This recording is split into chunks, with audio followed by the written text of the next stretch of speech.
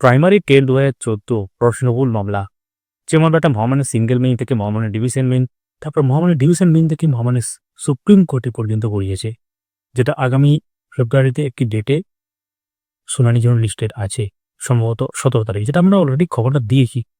তো একটি খবর আপনারা হয়তো কোনো জায়গায় শুনেছেন, দিয়ে আমাদেরকে মেসেজ করছেন, বিভিন্ন ভিডিওতে কমেন্ট করছেন যে টেট ২০১৪ থেকে যারা চাকরি পেয়েছে বা টেট ২০১৪তে প্রশ্নবহুল মামলায় নম্বর পেয়ে যারা পাস করেছে এবং টেট পাস করেছে, তারপরে তারা সেই টেটকে দেখিয়ে রিক্রুটমেন্ট প্রসেসে অংশগ্রহণ করে চাকরি পেয়েছে।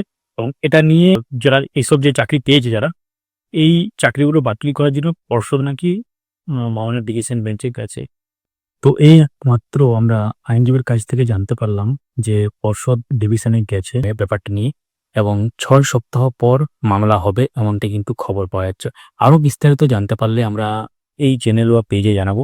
সঙ্গে থাকুন, আমাদেরকে সাবস্ক্রাইব বা ফলো করে। এখন থেকে টেনশন নেওয়ার কিছু নেই। অনেকেই আপনাদেরকে মেসেজ করছেন যে চাকরি পেয়েছি প্রশ্নবহুল মামলা থেকে নম্বর পেয়ে, তো আমাদের কি চাকরি বাতিল হয়ে যাবে নাকি? তো এরকম ধরনের কোনো ব্যাপার এখনো উঠে আসেনি যে চাকরি বাতিল হয়ে যাবে।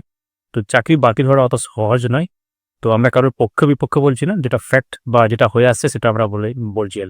তো ব্যাপারটা হচ্ছে, এখন এই ব্যাপারটা নিয়ে যখন আপডেট পাওয়া যাবে বা এই পরবর্তী যে শুনানিটা আছে মহামান্য সুপ্রিম কোর্টে, ওই দিন অনেক কিছু ক্লিয়ার হয়ে যাবে যদি শুনানি হয় এবং সেখান থেকে কিছু আপডেট যদি উঠে আসে।